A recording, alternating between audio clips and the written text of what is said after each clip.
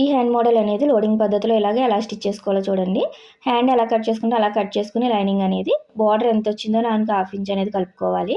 పైన ఇప్పుడు ఎంత వచ్చిందో చెక్ చేసుకోండి. దాన్ని మెయిన్ పీస్ పైన పెట్టుకొని 1.5 ఎక్స్ట్రా తీసుకోండి. ఇప్పుడు ఫోల్డింగ్ మీద ఉంది కదా, లూజింగ్ అనేది ఒక 10 ఇంచెస్ వరకు ఉండాలి. ఇప్పుడు మిడిల్ అనేది ఇలాగ టక్స్ ఇచ్చుకుని ఇలా మార్క్ చేసుకోండి. కింద నుంచి 1.5 దగ్గర ఒక మార్క్ చేసుకుని పోట్లీ బాల్స్ అనేది అక్కడ స్టిచ్ చేసుకోవాలి.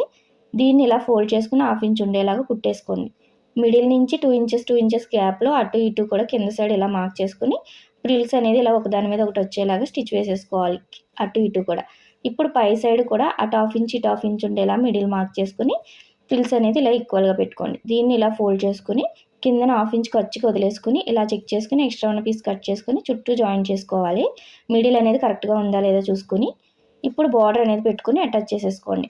కింద సైడ్ కూడా ఇలా రెండు లోపలికి ఫోల్డ్ చేసుకుంటే లోడింగ్ పద్ధతిలో రెడీ అయిపోతుంది. ఫుల్ వీడియో కింద ఉంటుంది, చెక్ చేయండి.